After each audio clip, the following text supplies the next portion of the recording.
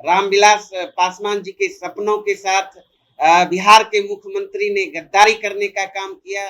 तो ऐसे में चिराग पासवान जी को तय करना है कि संविधान बचाने वाले के साथ रहना है या संविधान के विरोधी लोगों के साथ रहना है। सारे विपक्षी को गोलबंद होकर नीतीश सरकार के खिलाफ और भारतीय जनता पार्टी के खिलाफ लड़ना चाहिए। हाँ, लेकिन एक ही मुंह से मुस्कुराना और गाल फुलाना यह नहीं हो सकता है। कैसा बिहार बनाना चाहते हैं नीतीश जी? यहाँ तो लॉ एंड ऑर्डर नाम की कोई चीज नहीं है। पटना ऐसा जिला, अखबार और पुलिस का रिकॉर्ड कह रहा है पिछले महीने 2 दर्जन से अधिक हत्याएं हुई, 2 दर्जन से अधिक कातिलाना हमला हुआ।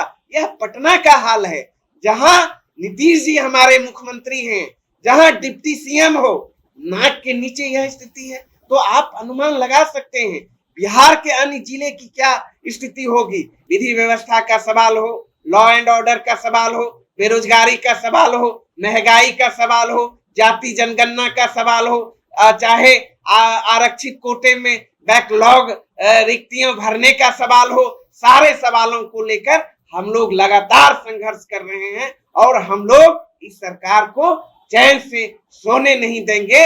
अगर पीएम मटेरियल होते जनता के नजर में तो बिहार में 4 नंबर की पार्टी नहीं होती।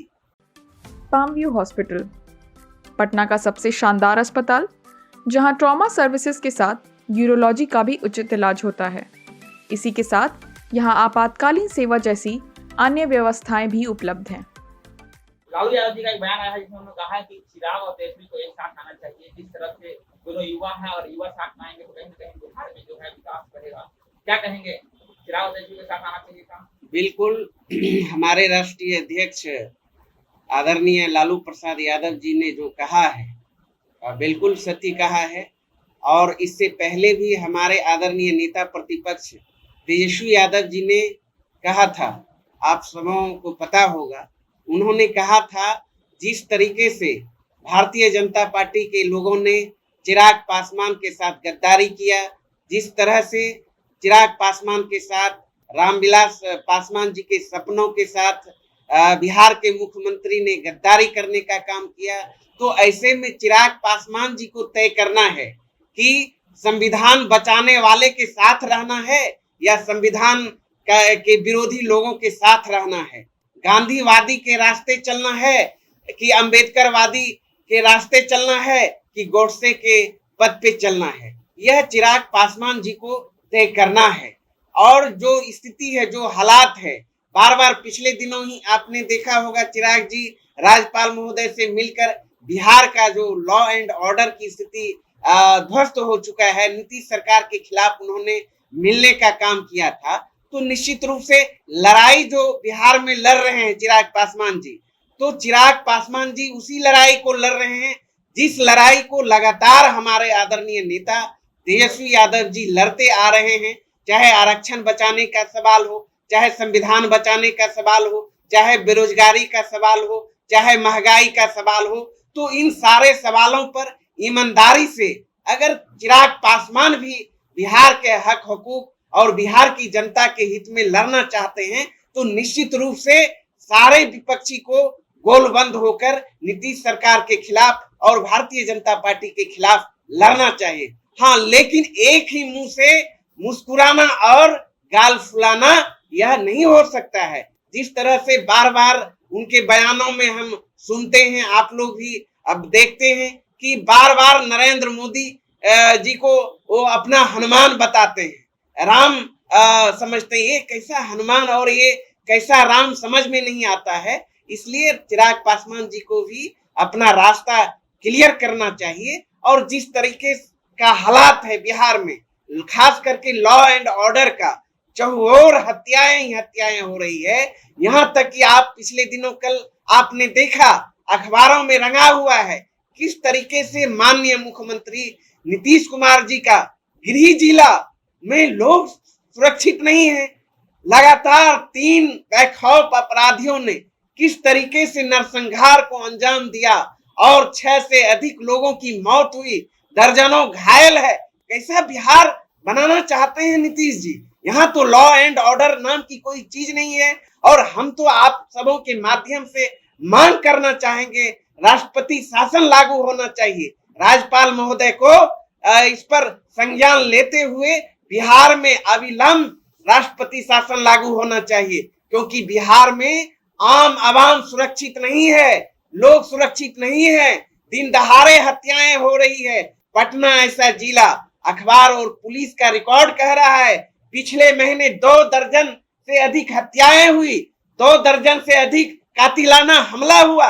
यह पटना का हाल है, जहां नीतीश जी हमारे मुख्यमंत्री हैं, जहां डिप्टी सीएम हो, नाक के नीचे यह स्थिति है। तो आप अनुमान लगा सकते हैं बिहार के अन्य जिले की क्या स्थिति होगी। इसलिए बिहार अब जो है, हमारे आदरणीय नेता तेजस्वी यादव जी बार बार कहते हैं कि बिहार जो है अब नीतीश कुमार जी से संभलने वाला नहीं है, वो थक चुके हैं, हार चुके हैं। इसलिए नीतीश कुमार जी को तो नैतिकता नाम की कोई चीज नहीं है, उन्हें तो पल भर भी मुख्यमंत्री पद पर रहने का कोई नैतिक अधिकार नहीं है।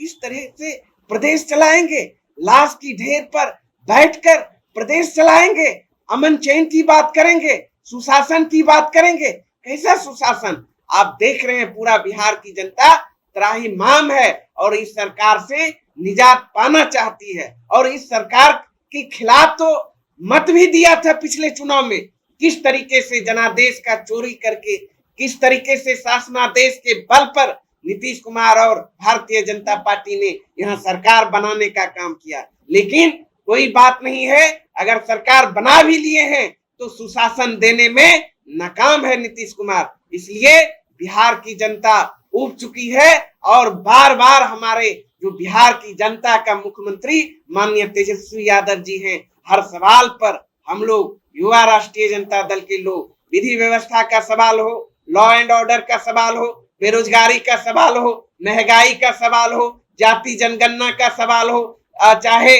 आरक्षित कोटे में बैकलॉग रिक्तियां भरने का सवाल हो, सारे सवालों को लेकर हम लोग लगातार संघर्ष कर रहे हैं और हम लोग इस सरकार को चैन से सोने नहीं देंगे।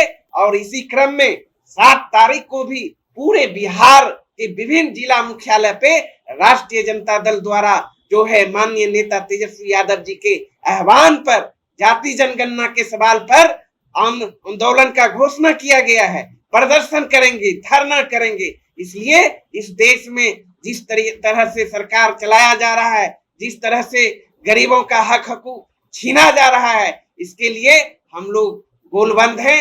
राष्ट्रीय जनता दल आवाम के सवाल पर चुप बैठने वाली नहीं है। एक तरफ आप ये कह रहे हैं कि नीतीश कुमार जी बिहार को नहीं संभाल पा रहे हैं, दूसरी तरफ आप नीतीश कुमार जी पीएम का सपना देख रहे हैं, पीएम मटेरियल बताए जा रहे हैं, मांझी जी हो या फिर उपेंद्र प्रसाद जी हो के कह रहे हैं कि नीतीश कुमार तो पीएम नहीं, पीएम मटेरियल बन चुके। अगर पीएम मटेरियल होते जनता के नजर में तो बिहार में 4 नंबर की पार्टी नहीं होती। और जनता ने किस तरीके से आप देखे उन्हें नकारने का काम किया।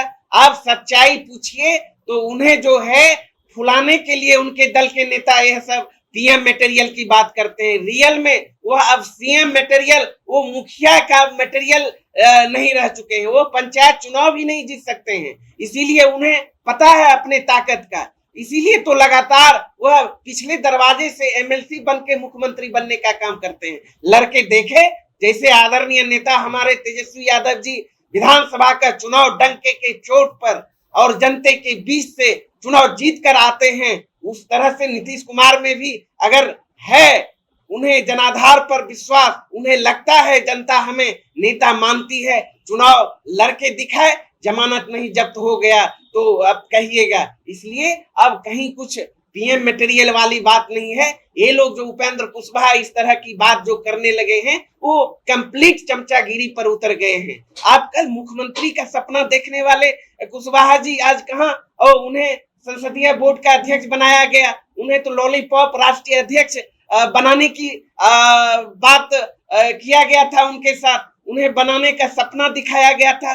किस तरीके से उनके साथ भी विश्वासघात किया गया। जब विश्वासघात किया गया नीतीश जी के द्वारा तो यह एक शगुफा, यह जो है उन्हें बर्बाद करने के लिए इस तरह का बयान उपेंद्र कुशवाहा जी ने देने का काम किया। इस तरह की कोई बात नहीं हुआ, तो मुखिया लायक भी अब नहीं रहे, पीएम तो बहुत अब दिल्ली दूर है।